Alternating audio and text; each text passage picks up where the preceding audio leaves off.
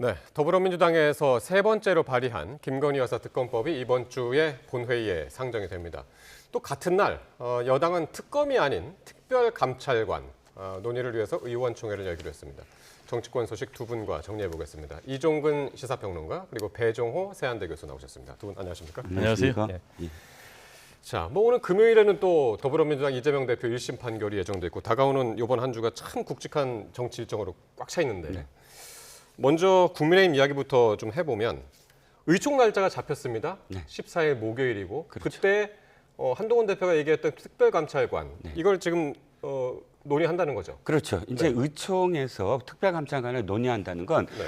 그 이전에 의총 이야기가 나왔을 때와 지금 좀 다릅니다. 느낌이. 왜냐하면 뭐가 분수령이냐면 대통령의 기자회견이 분수령이었어요. 즉 대통령의 기자회견 전에 의총에서 이것을 뭐 표결을 한다 안 한다 이런 어떤 논의가 맞아요. 있을 때는 네. 친윤 친한 소위 얘기하는 주류와 비주류 간에 굉장히 갈등이 있었던 것처럼 예. 보였거든요. 예. 그래서 중진들도 굉장히 우려를 했지요.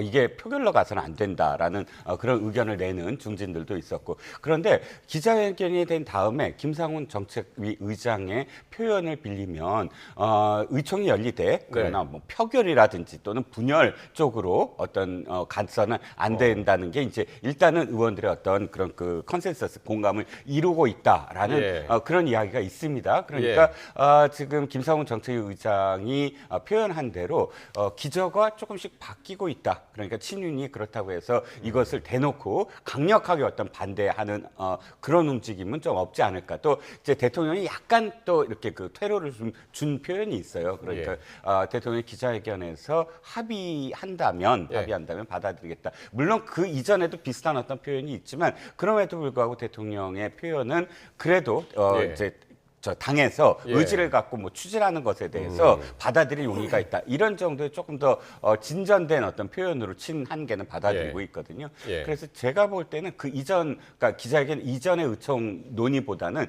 지금은 그야말로 뭐 이렇게 공개적으로, 그러니까 비공개 회의더라도 부딪히면서 뭐 그 끝까지 서로 싸우는 어떤 분위기는 아닐 것으로 보입니다. 그러니까 지금 말씀은 이제 기자회견 전과는 다르게 후기 때문에 네네.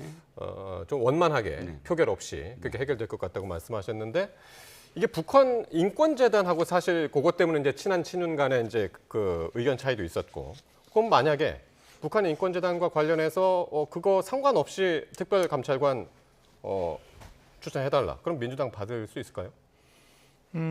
일단 뭐 민주당은 특별 감찰관이 중요한 것이 아니고 특별 검사가 중요하다.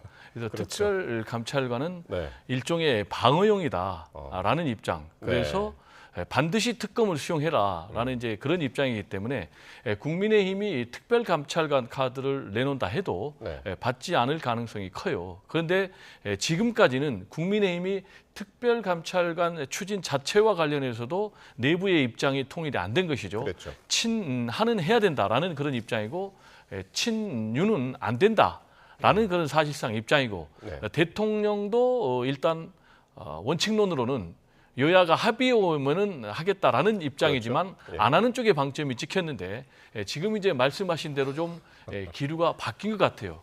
그리고 이제 이 국민의힘의 의총 날짜가 굉장히 중요한데요. 14일이거든요. 그럼 14일 날이 또 어떤 날이냐면 민주당이 국회 본회의에서 제3차 김건희 여사 특검법을 처리하겠다라는 이제 그런 날짜예요. 그러면 이제 이게 왜 중요하냐면 지금 이제 국민의힘 같은 경우는 김건희 여사 특검법과 관련해서 제2차 처리해서 4명이 이탈했지 않습니까? 그래서 4명만 더 이탈하면은 특검 법안이 통과가 되는 거예요.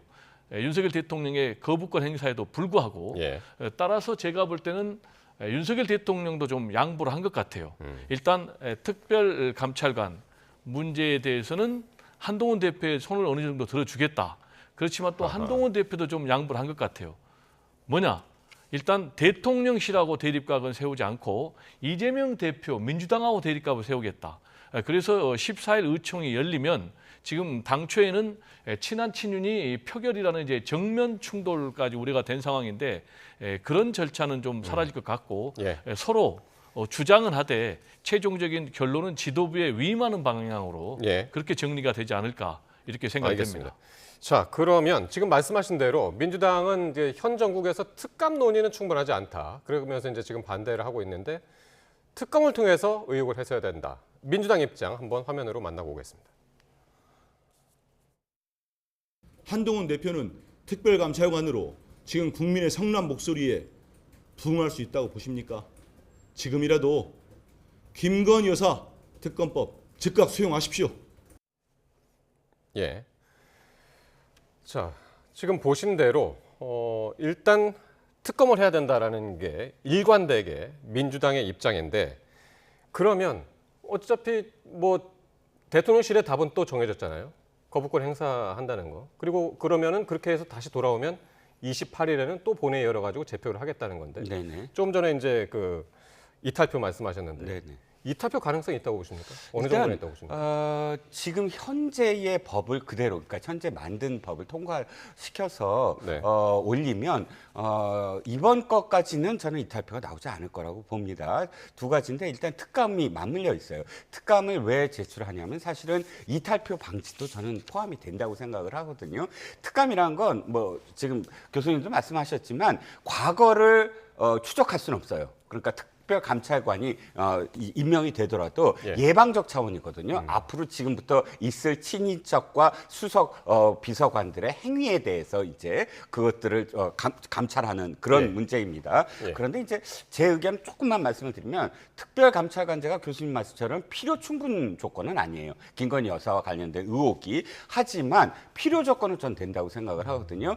특감 관 때문에 특별감찰관 때문에 1년의 예산이 얼마나 낭비되는지 아십니까?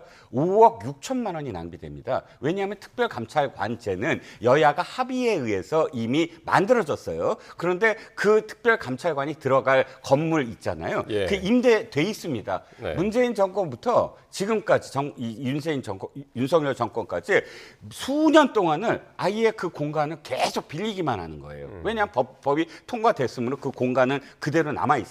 그 종로에. 예. 그러니까 매년 5억 1천만 원이 그대로 낭비되고 있는 겁니다. 만약에 민주당이 특감이 필요 없다 그러면 특감법을 없애면 됩니다. 다수당이니까. 근데 네. 특감법은 없애지 않고 특감은 필요 없다. 특검만 하겠다라는 건 저는 좀 정치공학적인 어떤 표현이다. 예. 아니 특감은 법을 만들었으면 당연히 그 법을 지켜야 되는 게 여야 그 국회의원인데 아니 이거를 해야 되기 때문에 이건 안 하겠다라는 건 그냥 법을 안 지키겠다 수년 동안 그냥 네. 5억 6천만 원 그냥 계속 혈세로 낭비하겠다라는 뜻이고 특검은 그렇습니다. 아까 말씀하신 거 다시 말씀을 드리면 특감과 관련돼서 어쨌든 의총에서 14일 날 의견을 모으고 이런 와중에서 만약에 지금 그 민주당 일가에서 나오는 대로 이번 특검법에 독소 조항을 어느 정도 없애겠다 이 얘기가 오늘 나오거든요. 네네네. 실제로 나왔습니다. 나오고 그렇게 해서 그 제3자 특검으로 만든다든지 예. 이러면 출렁거릴 거예요. 어. 저는 그럴 가능성이 분명히 그러니까 지금 있습니다. 그걸 지금 검토한다는 거잖아요, 검토한다고 민주당이. 지금 그래서 민주당이 지금 그것을 던지면서 예. 흔들고 아마 흔들 어떤 목적이 있을 것 같은데 네.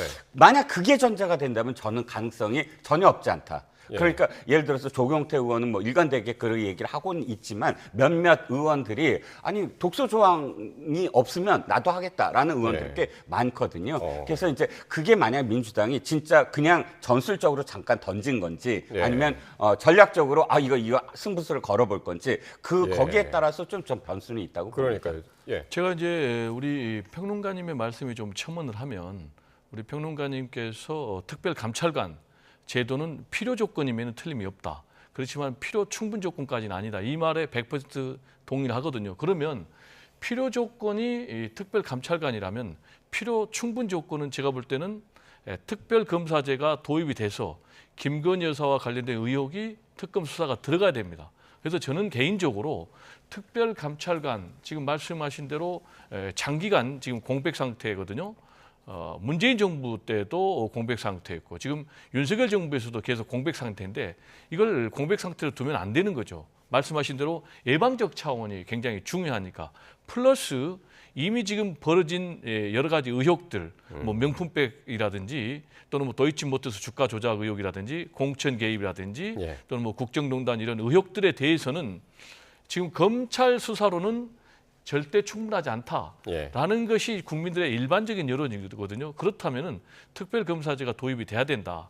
그러면 지금 특히 이제 국민 여론 김건희 여사에 대해서 굉장히 부정적인데 국민들이 요구하고 있는 국민 여론은 제가 볼 때는 특별검사제가 도입이 돼야 된다. 실제로 갤럽 여론조사를 보면은 등등의 여론조사에서 60% 이상이 알겠습니다. 지금 찬성하고 있는 상황이 예. 제가 주장하는 근거입니다. 네. 자, 그러니까 지금 민주당이 조금만 정리를 해드리자면은 민주당이 지금 검토하고 있는 게 지금 국민의힘이 계속 얘기하고 있는 게 그 특검의 대상이 너무 많다. 한 13개 수사 대상인데 그거를 도이치모터스 주가 조작하고 명태균 씨 관련 의혹 등으로 이제 확 축소를 하겠다. 그거를 이제 검토를 하겠다는 게 오늘 나온 뉴스라 만약 그게 되면은 그게 검토가 되고 실현이 되면은 이탈표가 나올지도 모르겠다. 지금 이제 그렇게 말씀하신 거고요. 민주당은 어제 또 장외 집회를 했습니다. 야 5당에 이제 함께 한 건데 여당에서는 이거를 이제 이재명 대표 재판 물타기다, 사법부 압박이다 이렇게 주장을 하고 있거든요. 여기에 대해서는 어떤 입장이신가요? 일단 저는 뭐 그 논리가 네. 좀 설득력이 없다고 보는 게 뭐 시위하면 재판부의 판결이 달라집니까? 저는 뭐 시위는 시위고 또 그리고 재판부의 판결은 판결이다. 지금 뭐 이재명 대표 구속해라라는 시위는 지금 보수에서도 하고 있거든요. 그러니까 지금 보수 시민단체에서도 시위는 하고 있고 또 민주당도 하고 있고 또 민주당 진영에 가까운 민노총이라든지 이런 쪽의 시민단체도 하고 있어요. 그래서 저는 그런 시위에도 불구하고 대한민국의 사법부가 정확하게 법리와 증거에 따라서 판단을 내릴 것이다. 네. 저는 그렇게 믿고요. 네. 또 실제로 그렇게 해야 된다고 생각을 합니다. 그런데 네. 이제 반대로 이렇게 민주당에서 집회하고 있는 것은 방탄 집회 아니냐라는 논리는 오히려 사법부의 어떤 독립성이라든지 이런 걸 좀 부정하는 것 아니냐라는 좀 염려가 들고 오히려 이런 논리가 네. 사법부를 압박하는 것이다라고 네. 될 수도 있거든요. 실제로 지금 국민의힘 같은 경우는 이재명 대표 지금 1심 재판이 2개 있지 않습니까? 이것과 관련해서 생중계해라고 계속 요구를 하고 있고 지금 생중계 요청서까지 지금 서울중앙지법원에 보내고 있는 상황이거든요. 그러면은 민주당 입장에서 보면 오히려 네. 이런 것들이 사법부에 대한 압박이다 이렇게 주장할 네. 수 있는 거죠. 알겠습니다. 지금 말씀하신 대로 그러면 국민의힘 얘기를 한번 들어보죠. 듣고 또 말씀 이어갈 텐데 국민의힘이 이재명 대표 1심 재판을 앞두고 역공을 펼치고 있는데 바로 그 지점이 재판 생중계를 주장하고 있는 바로 그것입니다. 여당 지도부 발언 듣고 오겠습니다. 국민들께서 이 재판들을 똑똑히 지켜보실 수 있게 해야 합니다. 이 재판 결과보다 대한민국의 미래에 직결되는 재판이 있습니까? 이재명 대표는 당당하게 1심 선고 공판 생중계를 재판부에 요구하기 바랍니다. 동의하지 않으면 재판부에서 공판 생중계 결단을 내려주시기 바랍니다. 네, 대한민국의 미래에 직결되는 재판이다. 이게 이제 한동훈 대표의 이야기인데 평론가님 어떻게 보십니까? 생중계 해야 된다고 보십니까? 생중계는 저는 이제 그 이재명 대표 입장에서는 생중계를 아마 해야 된다고 봅니다. 이재명 대표 예, 입장에서? 이재명 대표 입장에서 예. 지금까지 이재명 대표의 워딩을 보면 네. 이런 말씀을 하셨어요. 삼척동자가 보더라도 이건 무죄다. 라는 말씀 진짜 하시고요. 그다음에 누가 보더라도 정치 검찰의 정치 보복이다. 이건 진짜 공소장만 봐도 무죄다라는 논리는 민주당의 최고위원들이 다 지난번 선거 때 전대 때 다 이야기한 겁니다. 전대 이재명 대표의 어떤 정말 방탄의 그런 그 논리를 전대 때 그렇게 이야기를 했고요. 그렇다면 그 논리대로 한다면 아니 무죄를 선고받는 장면을 전 국민이 보게 된다면 그야말로 자신의 어떤 논리가 그대로 맞다라는 걸 증명하는 것이고 그게 생중계됐을 때 그야말로 민주당은 그 모든 어떤 이 의혹을 다 해소하는 앞으로의 어떤 그 재판도 거의 모든 이슈를 주도하게 될 겁니다. 전현희 의원이 이렇게 얘기했어요. 망신주기다. 전현희 의원이 굉장히 이재명 대표에 대한 믿음이 지금 부족하다, 많이 떨어지고 있다. 이재명 대표가 그렇게까지 말씀하셨으면 믿어야죠. 이재명 대표 예. 말을. 예. 망신주기라는 뭡니까? 전제가 되는 건 유죄가 전제가 됐을 때 망신주기예요. 네. 그렇잖아요. 유죄가 선고됐을 때 피고인의 어떤 표정 이게 생중계되면 망신주기인데 아니 무죄인데 이재명 대표가 지금까지 그렇게 무죄를 예. 얘기했는데 어떻게 그게 망신주기입니까? 무죄를 선고했다면. 예. 한 말씀만 더 드리면 이재명 대표가 지난 2020년에 경기도 지사 시절 때 대법원에서 공직선거법 선고 그거 생중계됐어요. 그때 어땠습니까? 생중계돼 갖고 굉장히 진짜 날개 달았잖아요. 그때는 되고 지금은 안 된다? 그게 난 논리적으로 이해가 안 가고 만약에 진짜 그때는 되고 지금 안 된다라고 진짜 주장하시려면 아 그때는 재판 거래 때문에 권순일 대법관이 이렇게 다 무죄 줄 거라고 생각을 해서 했구나라는 일부 의혹이 그대로 지금 먹히는 거 아니겠습니까? 예. 그러니까 일관성 있게 그때도 공직선거법 선고를 받아들였다면 지금도 받아들이셔라. 알겠습니다. 무죄를 그렇게 확신하시다면. 예. 입니다. 무죄를 확신하면은 생중계하는 게 오히려 이재명 대표한테 도움이 되지 않느냐 그런 논리신데요. 뭐 꼭 그렇게 된다고는 볼 수 없죠. 이게 뭐 유죄냐 무죄냐에 따라서 생중계 여부가 결정되는 것은 아니고요. 지금 이제 법원의 생중계 규칙에 따르면 일단 첫 번째로는 피고가 동의를 해야 됩니다. 그리고 두 번째로는 이제 공익적 가치가 있어야 됩니다. 그래서 이 모든 것을 결국 재판장이 판단하는 거예요. 그래서 생중계가 필요하느냐 안 하느냐 이거는 뭐 국민의힘이 요구하고 또 민주당이 원한다고 해서 되는 문제는 아니고 말씀드린 대로 공익적 가치가 가장 중요한 판단의 기준 될 것 같아요. 예. 근데 결론적으로 과연 하는 게 좋냐 예. 안 하는 게 좋냐 제 개인적인 소견은 빼고 네. 되느냐 안 되느냐라는 것을 얘기하면은 예. 안 된다. 안 될 것이다. 안 된다. 예. 저는 100% 장담합니다. 아. 그 이유는 예. 일단 일반 정치인에 대해서 네. 1심에서 이 재판이 생중계된 적이 없습니다. 과거 2018년도에 한 번 예가 있죠. 아니요. 그게 두 개가 네, 있는데 두 개가 있죠. 그러니까 박근혜 전 대통령 네. 그리고 또 이명박 전 대통령입니다. 네. 박근혜 전 대통령 같은 경우는 그때도 이제 아다시피 이제 1심 국정농단. 선고였고요. 예. 네.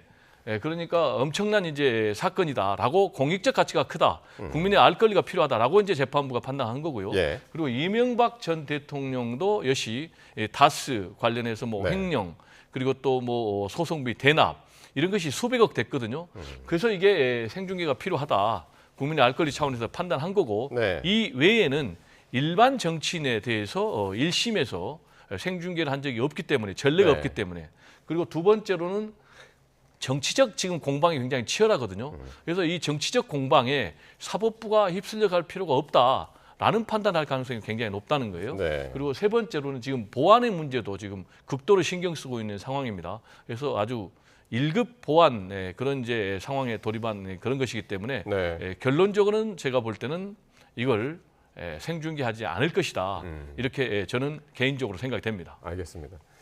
평론가님한테도 한번 그 예상을 한번 여쭤보고 싶은데. 네. 예. 박근혜 전 대통령이나 이명박 전 대통령도 사흘 전에 결정을 했어요. 저는 네. 아마도 같은 이유로 네. 박근혜 전 대통령과 이명박 전 대통령의 선거를 받아들인 이유가 정치적 논란이 너무나 크기 때문에 네. 국민들의 어떤 분열이 사실 굉장히 혼란스러웠습니다. 그 당시에도. 그러면 사법부의 권력은 입법부와 행정부가 뭐가 다르냐면 논란과 공방의 마침점을 찍는 역할이 바로 사법부거든요. 네. 그러면 선고를 하는데 굉장히 많은 부분의 판결문 전 부분을 다 생중계를 해야만 국민들이 이래서 이렇게 선고가 나왔구나라고 받아들이고 분열을 사실은 이제 화합이나 혹은 또 다른 어떤 그런 그 높은 차원으로 승화시킬 수 있다. 만약에 그렇게 얘기한다면 그거야말로 공익적인 어떤 판단이고 전직 대통령과 그럼 경기도지사는 정치인 아닙니까? 물론 그게 대법이지만 김명수 대법원장 시절에 1심으로 바꿨어요. 그거를 옛날에 대법 선고만 하다가 네. 왜 그랬습니까?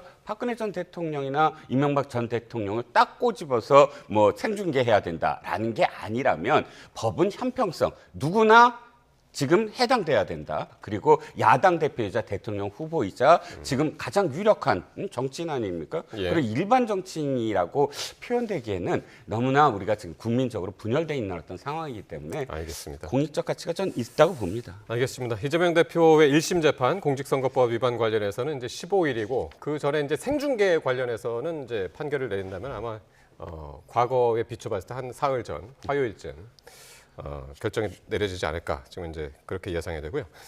자, 다음 이야기 해볼 텐데요. 오늘 11월 10일 오늘은 윤석열 대통령의 임기가 반환점을 딱 도는 바로 그 가운데 지점입니다. 그런데 이제 지지율이 취임 이후에 이제 최저치를 찍고 있단 말이죠. 엊그저께 17% 나왔습니다. 갤럽 어떻게 보셨나요? 상당히 좀 위기 상황이 갈수록 심화되고 있다 이렇게 말씀을 드릴 수가 있고요.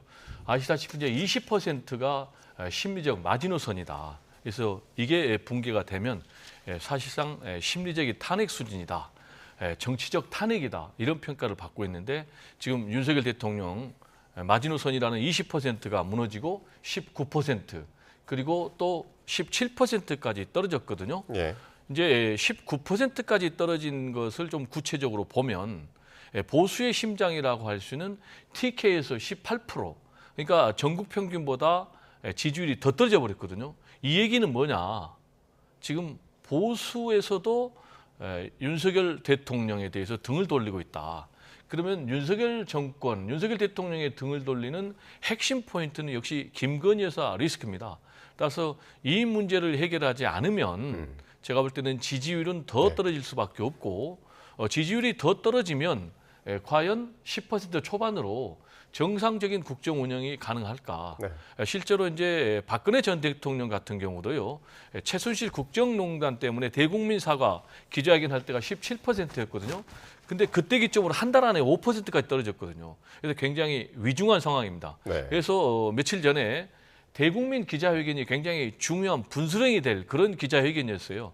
그래서 반등을 시켰어야 되는데 그때 이제 기자회견이 지금 다음에 여론조사에 반영이 될 텐데 네. 이번 여론조사 17% 반영이 안 됐습니다. 일부 네. 반영됐죠. 사흘 중에 네. 하루. 일반적으로 보면은 굉장히 좀 좋지 않은 평가예요.